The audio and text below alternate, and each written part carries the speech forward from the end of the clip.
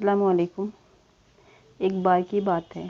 एक लड़की थी जिसका नाम सारिका था। सारिका 15 साल की थी, जो छुट्टियों में अपने गांव दादा दादी के घर घूमने जाती है। सारिका जब अपनी दादी के घर पहुंचती है तो उसके दादा दादी अपनी पोती से मिलकर बहुत खुश होते हैं। पर यह बात किसी को नहीं पता थी कि जल्दी ही उनकी इस खुशी को ग्रहण लगने वाला है। सारिका को कुछ दिन तो उसके गांव में बहुत अच्छे से बीता। फिर एक दिन सारिका अपनी सहेलियों के साथ गांव के बगीचे में खेल रही थी। सारिका खेलते खेलते आम के पेड़ को देखती है।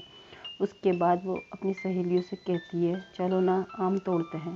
सारिका टेढ़े से आम को तोड़ने की कोशिश करती है और उसका टेला आम पर ही लग जाता है, जिसमें आम गिर जाता है। पर आम गिरते हुए थोड़ी दूर मिट्टी में दबे पोटली के पास चला जाता है। सारिका जब आम लेने वहाँ पहुँचती है तो उसे पोटली का थोड़ा हिस्सा उसे दिखाई देता है। वो सोचती है कि क्या है ये सोचकर वो पोटली बाहर निकाल लेती है। उस पोटली को खोलकर देखती है तो उसमें कंगन मिलते हैं जो बहुत पुराने दिख रहे होते हैं। सारिका को तो पता भी नहीं था कि ये कंगन उसकी ज़िंदगी का सबसे भयानक हिस्सा बनने वाले हैं। वो कंगन उसे अपने ओर आकर्षित कर लेता है, जिसकी वजह से वो उस कंगन में अपने घर लेकर चली जाती है। घर आकर वो ये सारी बातें अपनी दादी को बताती है और वो कंगन भी दिखाती है। फिर दादी ने कहा तो वो सुनकर डर से कांपने लगती है। दादी कहती है कि वो पोटली कोई आम पोटली नहीं है, वो एक चुड़ैल की पोटली है। तुमने ये कंगन उस पोटली से निकाल कर उस चुड़ैल को गुस्सा दिला दिया, वो तुम्हारे पास ज़रूर आएगी। सारिका डरते हुए दादी से बोलती है, मैं समझी नहीं दादी, वो क्यों और कैसे आएगी। दादी ने बोला, ऐसी पोटली भटकती हुई आत्माओं को कैद करके ज़मीन में गाड़ा जाता है और तुमने उस पोटली को ज़मीन से निकाला है और उसका कंगन भी तुम लेकर आ गई हो। तुम इस मनहूस कंगन के साथ उस चुड़ैल को भी अपने पीछे ले आई हो। ऐसी भटकी हुई चुड़ैल गुस्से से अपना बदला लेती है। वो चुड़ैल भी हमसे अपना बदला ज़रूर लेगी।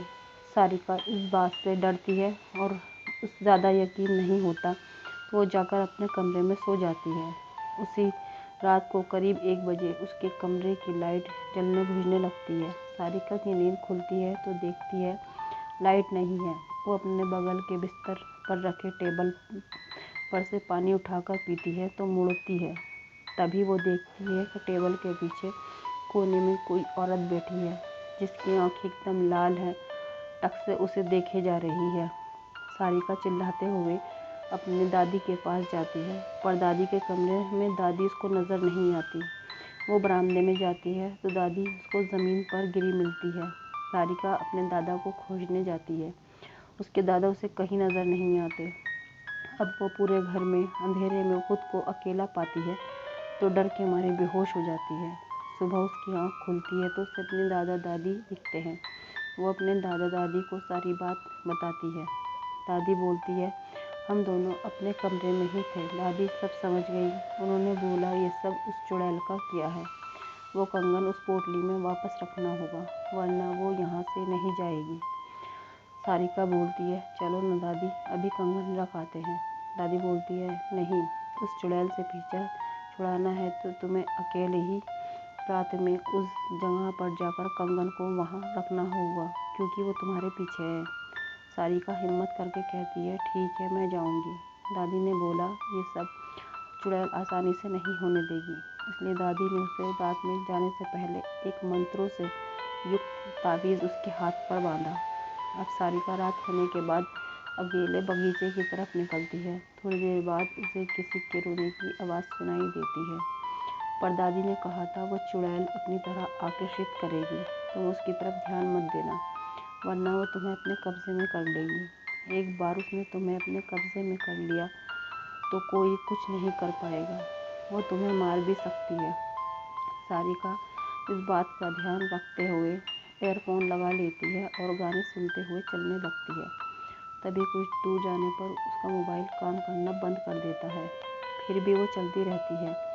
उस पोटली के पास पहुंच जाती है। तभी उसे महसूस होता है कि पीछे कोई खड़ा है, पर दादी ने कहा था उसकी तरफ मत देखना, तो वो नहीं देखती और डर की वजह से वो पसीने से लथपथ हो जाती है। फिर वह हिम्मत करते हुए उस पोटली को खोलकर उसमें कंगन रखती है और ज़मीन में गाड़ देती है और आँख बंद करके बहुत तेज़ी से वहाँ भाग जाती है। सीधे अपने घर आकर ही रुकती है। चुड़ैल से तो उसका पीछा छूट जाता है, पर वो इतनी डर जाती है कि दूसरे दिन ही अपने शहर वापस मम्मी पापा के पास आ जाती है। सारिका की खौफनाक ज़िंदगी का हिस्सा जिसे वो आज भी सोचने पर डर जाती है।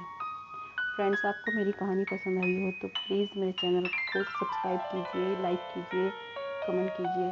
शुक्रिया, थैंक यू।